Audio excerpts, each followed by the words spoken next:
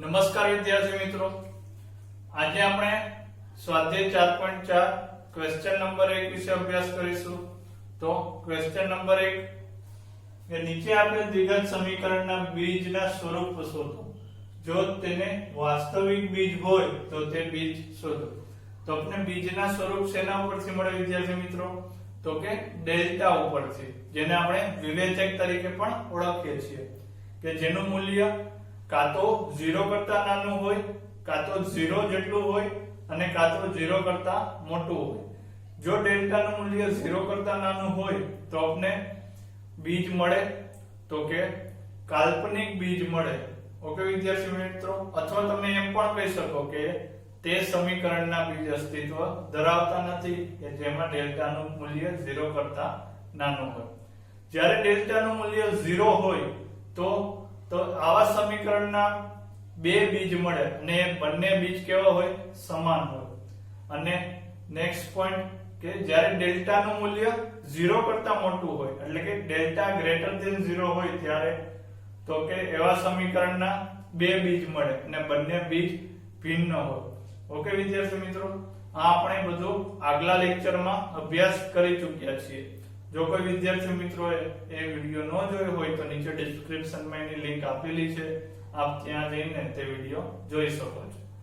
તો સ્ટાર્ટ કરીએ question number 1. તો ક્વેશ્ચન નંબર 1 શું સમીકરણ આપ્યું છે? તો કે 2x ની 2 ઘાત -3x 5 બરાબર 0. તો આપણે સૌપ્રથમ ડેલ્ટા ની કિંમત ગોતીએ. તો કે ડેલ્ટા બરાબર તો કે b² -4ac. હવે b તો કે b બરાબર -3. આપ સૌ a b અને c હવે ઓળખતા તો શીખી જ ગયા હશો.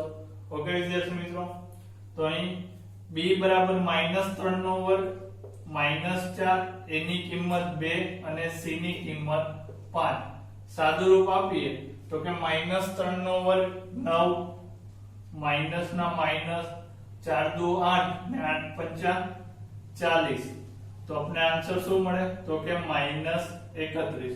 આ શું છે? આપણે ડેલ્ટા ની કિંમત. તો અહીં ડેલ્ટા કેવા મળ્યા આપણે? તો કે લેસ ધેન 0. તો આ સમીકરણના બીજ અસ્તિત્વ ધરાવતા નથી. ઓકે વિદ્યાર્થી મિત્રો, અથવા તમે એમ પણ લખી શકો કે ડેલ્ટાનું મૂલ્ય 0 કરતા નાનું છે, તેથી આપેલ સમીકરણના બે કાલ્પનિક બીજ મળે, અથવા તો આપણે લખ્યું એમ કે બીજ અસ્તિત્વ ધરાવતા નથી. Okay, next question number 2. શું આપેલી છે રકમ? 3x ની 2 ઘાત -4 √3x 4 બરાબર 0. સેમ તેવી જ રીતે પેલા આપણે ડેલ્ટા ગોતીએ. તો કે ડેલ્ટા બરાબર b² -4ac. b ની વેલ્યુ શું છે અહીં? તો કે -4 √3 અને એનો વર્ગ, માઈનસ ના માઈનસ, 4n n ની જગ્યાએ તો કે 3 મૂકીશું અને c ની જગ્યાએ 4. તો હવે સાદું રૂપ આપીએ તો કે અહીં શું છે? તો કે પેલા આપણે 4 નો વર્ગ કરી લઈએ તો ચોકે ચોકે 16 અને √3 નો વર્ગ એટલે કે √3 ગુણ્યા √3 એટલે કે 3 થાય, એટલે કે 16 તેરી 48. માઈનસ ના માઈનસ એમ ન, 4 તેરી 12 ને 12 ચોક 48. તો અહીં આપણે ડેલ્ટા ની કિંમત કેવી મળી? 0. તો તેથી આપણે લખી શકીએ તો કે બે વાસ્તવિક સમાન બીજ મળે.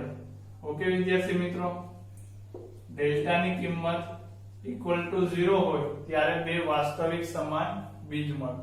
તો અહીંયા આપણે બીજનું સ્વરૂપ મળી ગયું. કેવું છે?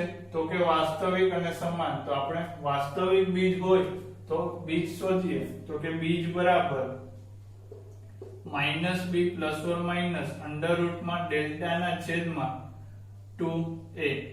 હવે -b ની કિંમત કેવી છે? તો કે -4 √3. તો માઈનસ માઈનસ પ્લસ એટલે અહીંયા આવશે 4 √3. હવે અહીંયા ડેલ્ટા ની કિંમત 0 છે, નો લખી તો પણ ચાલે. અને છેદમાં 2a એની જગ્યાએ 3 આવશે તો અહીંયા આપણે લખીએ 2 ગુણ્યા 3.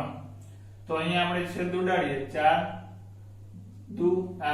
2 દુ 4 અને અંડર રૂટમાં 3 છે તો એકવાર કટ થઈ જાય તો વધે શું અંડર રૂટમાં 3. તો આપણે બીજ શું મળે તો કે 2 ના છેદમાં અંડર રૂટમાં 3. અથવા તમને આને આ વસ્તુ બે વાર પણ લખી શકો.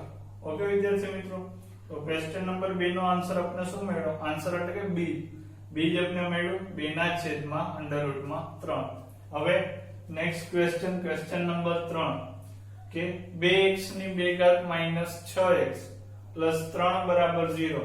સેમ આવી જ રીતના આપણે પેલા ડેલ્ટા શોધીએ. ડેલ્ટા બરાબર b square minus 4ac. b ની કિંમત તો કે માઈનસ 6 માઈનસ 6 નો વર્ગ તો કે 36 માઈનસ 4 એની કિંમત 2 અને c ની કિંમત 3. તો એ 36 માઈનસ 4 દુ 8 અને 8 તેરી 24. તો અહીં આપણને ડેલ્ટા ની કિંમત કેવી મળે છે તો કે ડેલ્ટા ની કિંમત 36 માઈનસ 24 એટલે કે 12 મળે છે. તેથી અહીંયા શું થયું? Delta greater than 0. તેથી કે બે વાસ્તવિક ભિન્ન બીજ મળે. અથવા તમે એમ પણ લખી શકો કે ડેલ્ટા ગ્રેટર ધેન 0. તેથી આપેલ સમીકરણના બે વાસ્તવિક અને અલગ અલગ બીજ મળે. ઓકે વિદ્યાર્થી મિત્રો, તો અહીંયા આપણે પેલા બીજ શોધીએ. તો કે બીજ બરાબર minus b plus or minus under રૂટમાં ડેલ્ટા ના છેદમાં 2a. હવે આપણે અહીંયા કિંમત મૂકીએ તો કે b ની કિંમત તો કે -6 અને માઈનસ માઈનસ પ્લસ એટલે કે 6 થાય પ્લસ ઓર માઈનસ અંડર રૂટમાં ડેલ્ટા ની કિંમત 12 ના છેદમાં 2a. હવે a ની કિંમત 2 અને 2 ગુણ્યા 2 એટલે કે 4. હવે આપણે અહીં સાદુરૂપ આપીએ તો કે આને આપણે 6 પ્લસ ઓર માઈનસ આ અંડર રૂટમાં 12 છે એને આપણે 2 અંડર રૂટમાં 3 લખી શકીએ. તો અને છેદમાં 4. હવે આપણે અંશમાંથી 2 કોમન કાઢીએ અને છેદમાંથી 2 કોમન કાઢીએ તો શું આન્સર આવશે તો કે 3 પ્લસ ઓર માઈનસ અંડર રૂટમાં 3 ના છેદમાં 2.